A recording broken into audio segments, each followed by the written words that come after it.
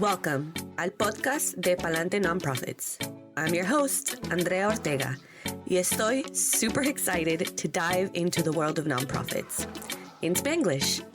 En cada episodio exploraremos temas como leadership, fundraising, compliance, utilizar tecnología para el cambio y mucho más. We are changemakers y estamos aquí para inspirar, educar and empower a las comunidades hispanas en todo el mundo. Let's navigate the sector juntos. Palante Nonprofits. Bienvenidos al episodio número 5 del Palante Nonprofit Podcast. Yo soy el host, Dr. Ortega, y hoy abordaremos una conversación crucial sobre la identidad cultural en el liderazgo sin fines de lucro. El liderazgo en este sector no se trata solo de administrar programas o recaudar fondos, también es sobre representación e inclusión. Hoy exploraremos con Angélica Díaz Rivera cómo navegar la identidad cultural para poder moldear los estilos de liderazgo y crear organizaciones más inclusivas. Nuestra invitada, Angélica Díaz Rivera, es una profesional en non-profits que ha dedicado toda su carrera a empoderar organizaciones a través de strategic planning, la participación sobre la junta de directores y fortalecimiento de capacidades. Bienvenida, Angélica. Gracias, Andrea. Gracias por tenerme. Antes de empezar con esas preguntas, cuéntame un poquito sobre tú. Sí, entonces mi nombre es Angélica. Me crié aquí en Florida Central. Nací aquí también. Mi familia es puertorriqueña, entonces que tengo ese orgullo y esa cultura hispana, sí, y lo llevo bien orgullosamente. Y entonces quiero más oportunidades por representar mi comunidad. Como esta hoy, entonces que esta conversación que vamos a tener hoy para mí es bien importante, pero ya llevo un tiempito aquí en el sector de las organizaciones sin fines de lucro, específicamente ayudando a organizaciones más pequeñas, lo que le dicen los grassroots, y he disfrutado mucho mi tiempo aprendiendo de ellos, poder ayudarlos a crecer, entonces que traigo eso hoy y emocionada y animada por tener esta conversación contigo hoy.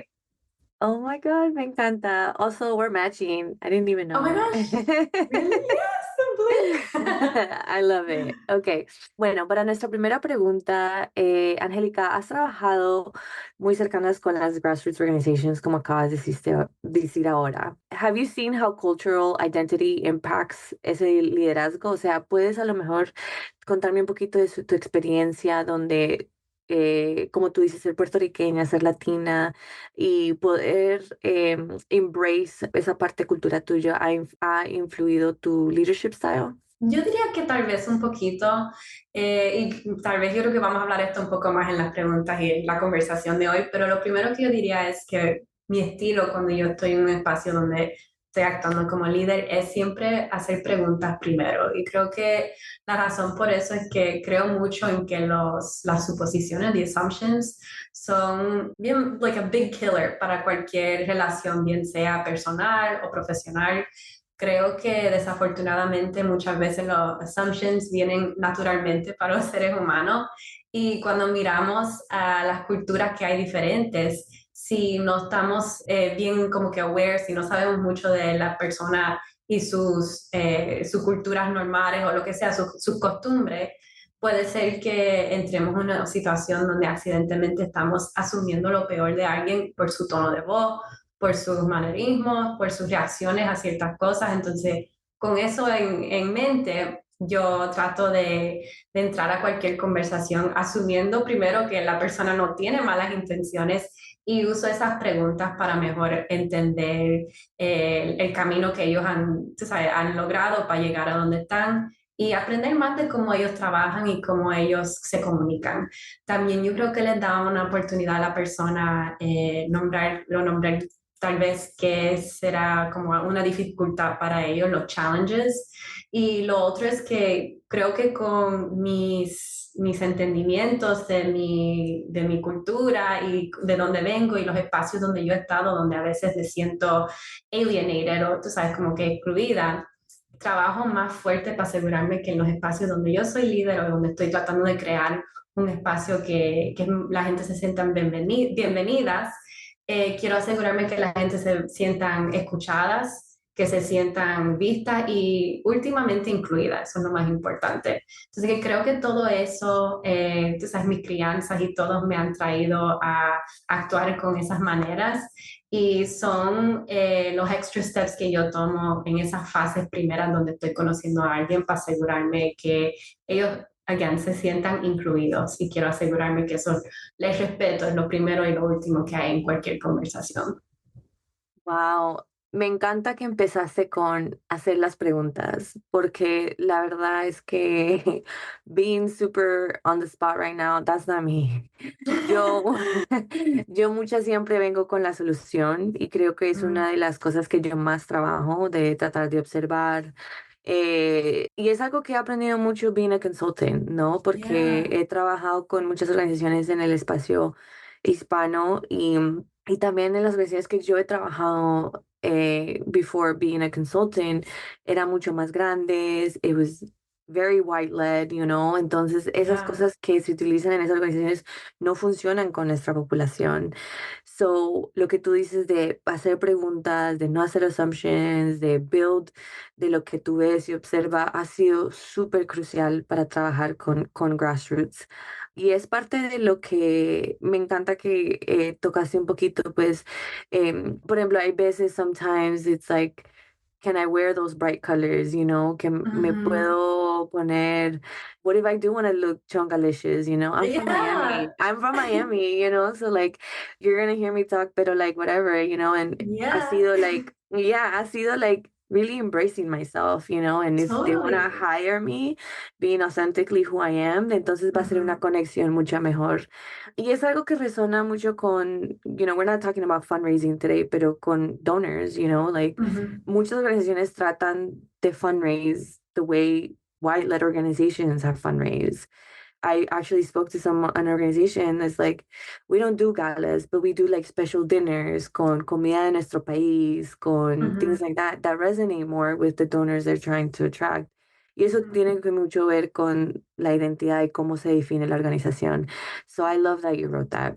Yes, That creo que you, yo iba a decir, creo que también, if you want to be an effective leader, tienes que entender esa persona, right? Like, if that's your background. If you're wearing bright colors for whatever reason, that's part of you, and that shouldn't make a decision or redefine anything in the decision process because of that. I think it's our job as leaders to understand.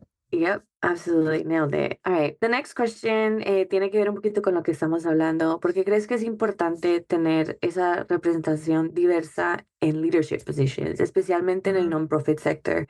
Y cómo esa diversity a lo mejor afecta la manera de que hacemos los program outcomes o a lo mejor tomamos decisiones.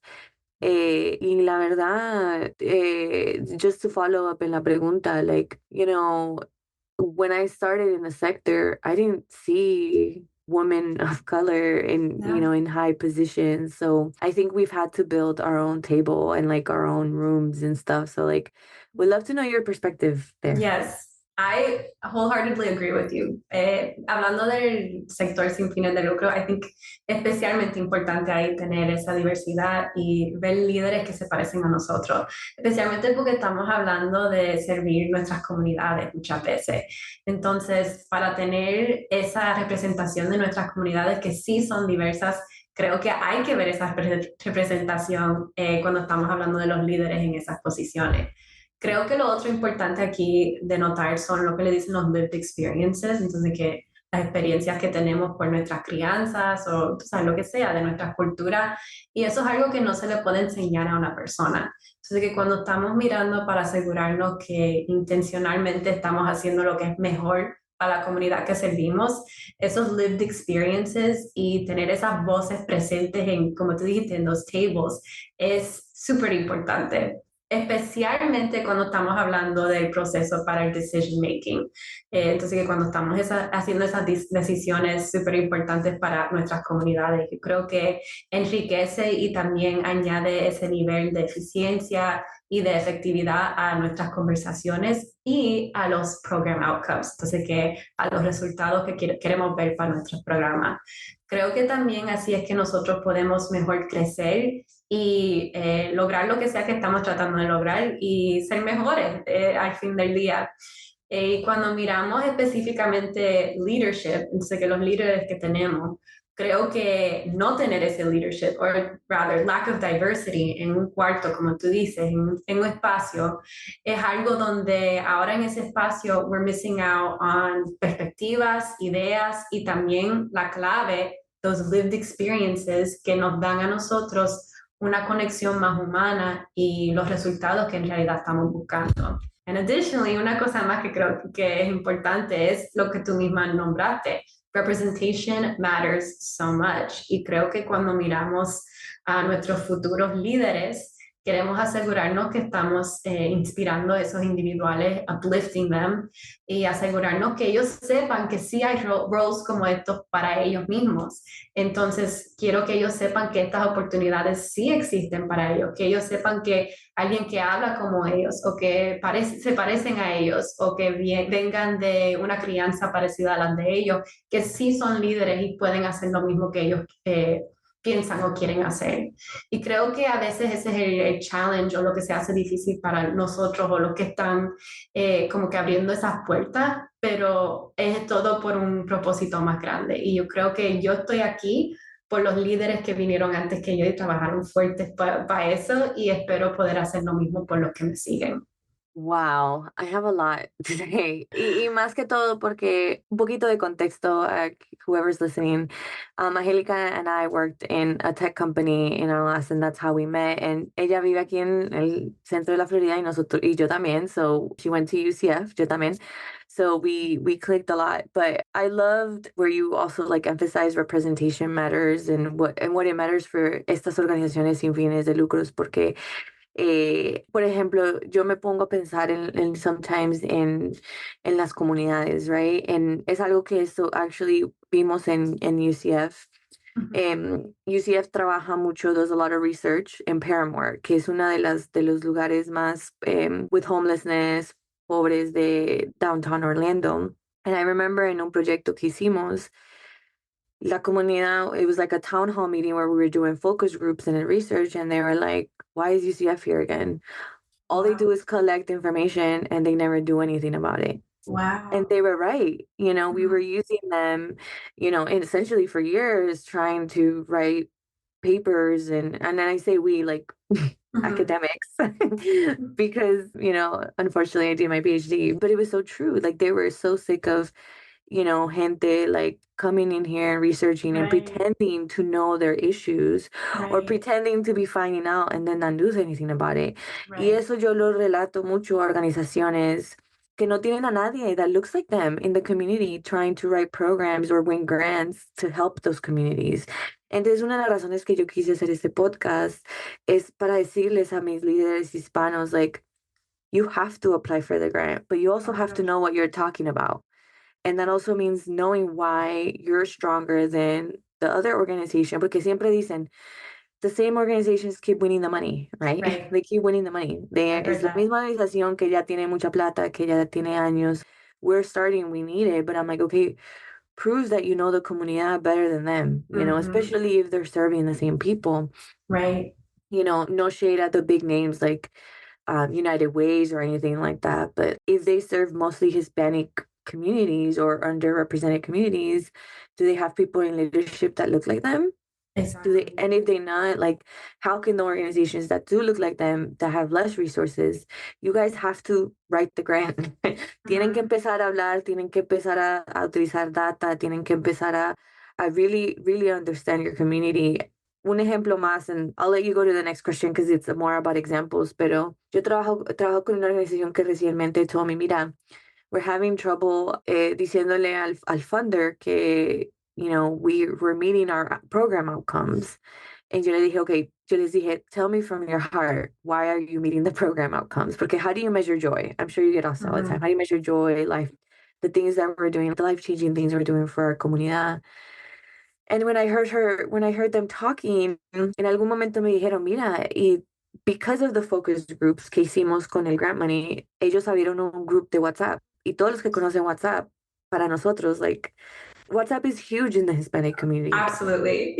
Absolutely. And I was like, okay, did you tell them that? Did you tell your Yeah. funder that because of the program you were running, this led to a WhatsApp group that has like, and I threw out a Better number like communication. Yeah. that, yeah, I was like, have you considered like what is the talk time there? How many voice notes are you sending a year? Like that's data. You can literally en tu próximo grant decir, mira, Mm-hmm.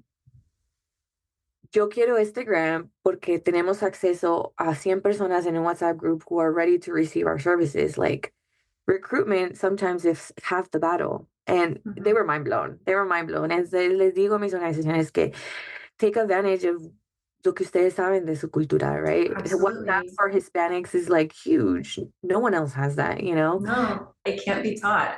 It can't be That's taught. So yeah, that's just one example. In our next question, I kind of want to ask you, like, do you have any examples, anything, any time where you've used tu cultura or anything like that to like help another organization? I know you worked with a bunch of organizations, so I wonder if that's mhm. come up in your area.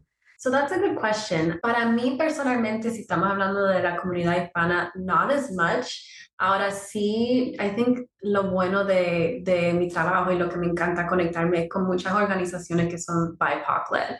Y algo que sí, I can speak to that a little bit is, como te digo, something we talked about earlier, those lived experiences. Entonces, que por ejemplo, to your point, hablando de una comunidad que sirve, it's like domestic violence support. So ella era una señora que ayuda a su comunidad con ese apoyo y también se enfoca con las estadísticas de su comunidad y quién en realidad está afectado por esos problemas. Y cuando miramos, ella también estaba, she was applying for grants too, y estaba en una posición very similar to what you were just talking about, Andrea, right? Like, I'm not getting the grants, whatever it is. Y lo que tuvimos que enfocarnos, I told her, I said, you have to realize you know your community best because she actually lived through that stuff, right? So in comparison to these big organizations, como tú mencionaste, she knew what her community really needed. She knew how to not only just like solve problems, but also make sure that they had ongoing, like long-term growth and solutions. And we made sure that she spoke to that within her grants. And it's not about bringing other people down, right? It's not saying like, we have this and others don't, but it's framing it in a way of like, hey, we know our organization best because of these experiences. We know our organization best because of our culture, of our identity, and we know what they need. And that's extremely advantageous, and it's so important that to your point, Andrea, like that's the key when you're writing these grants, when you're looking for funding. You're just so close to the impact and to understanding your community that you have to make sure that people know that, especially your donors, that kind of thing too. Me encanta y me encanta ese ejemplo, for sure. Gracias por compartir, Angélica.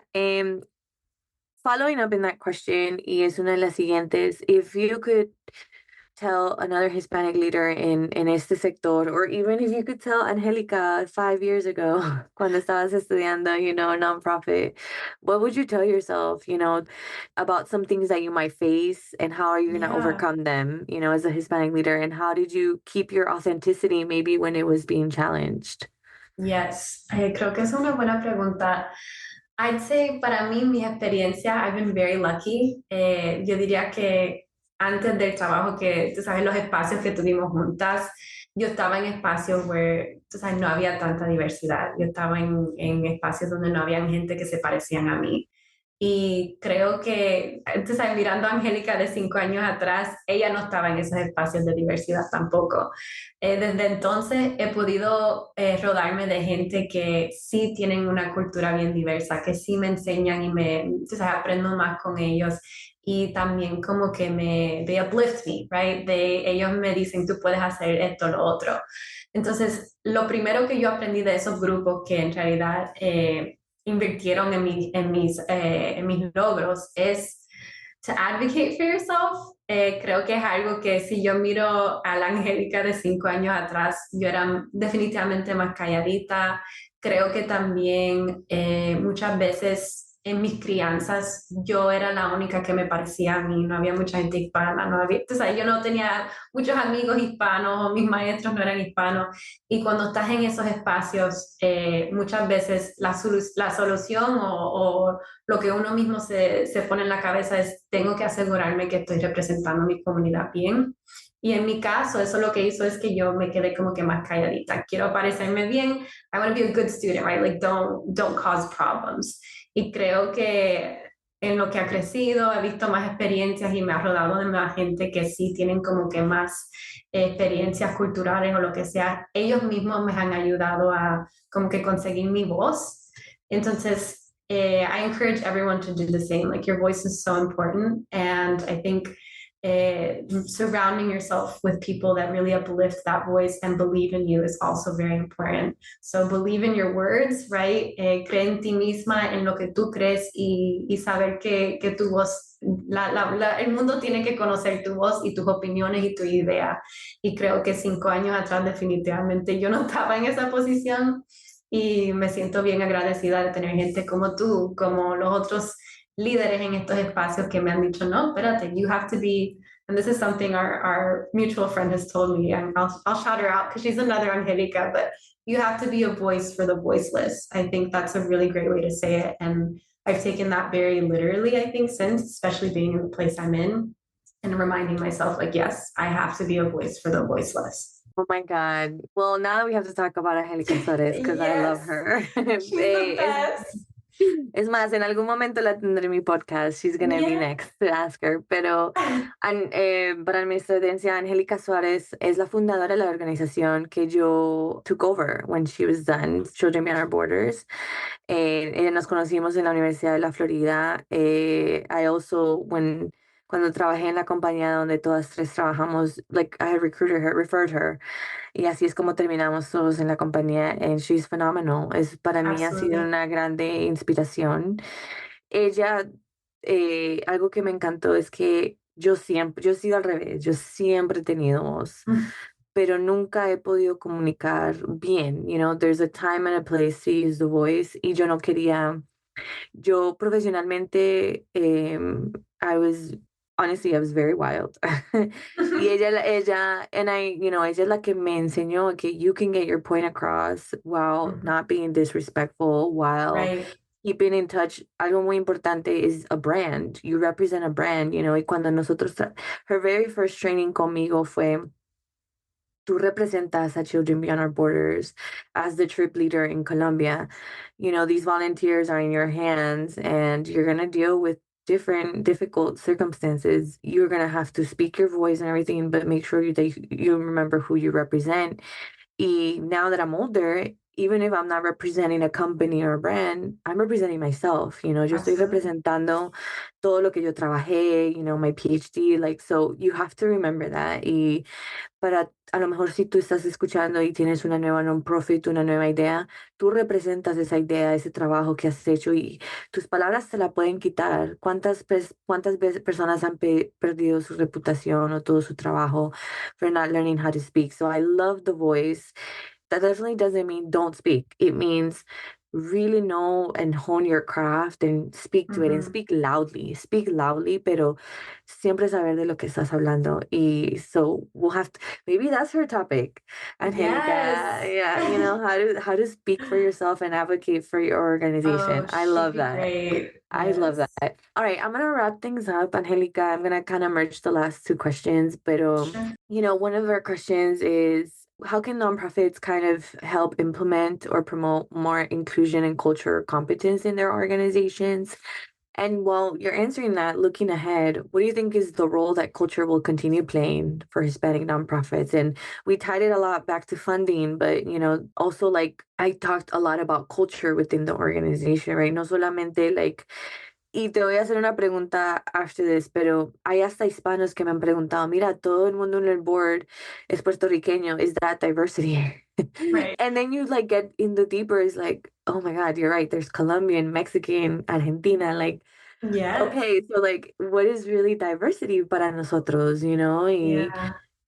So we can talk more to that towards the end, but love to know how you feel about the future para los líderes hispanos de nonprofits y cómo ellos pueden implementar que ensure that there's diversity in their team. Yeah, so I'll start with the second part, I guess, like instilling that diversity.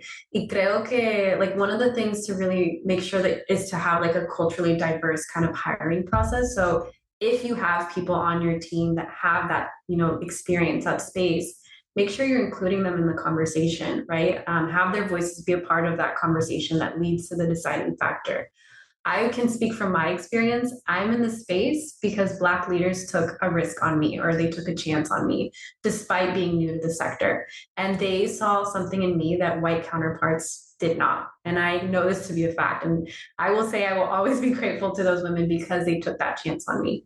But I can also speak to my experience within those interviews, right? And I can tell you that the interviews they conducted, I felt like I was able to better share my experiences with them. It was like more of an authentic interview, maybe because there was a shared level of understanding of certain things. I don't know, but it definitely made me feel less nervous in those interviews and really improved I would say, my performance overall and like the results of those interviews. So I think that's extremely important. But I do want to talk more about that in a second too. The second thing I'll note is listening to the community. I do think that's important, but given what you said earlier, Andrea, with the Paramore example, not being extractive, right? So like doing something with that information. So listening and acting. But your communities know what they want to see in terms of improvement. They know what qualities they value in a leader. And so if you want to see effective programs and authentic impact, they're going to have the answers. So really turn to your community. And then the last thing I'll say, and this kind of relates to the first one, is all work that relates to diversity and improving diversity within organizations, that shouldn't fall on the diverse individuals of an organization. So what I mean by that is, even though I said, include them in the process, it is not their job to educate you on diversity. It is not their job to improve the diversity of your workspace.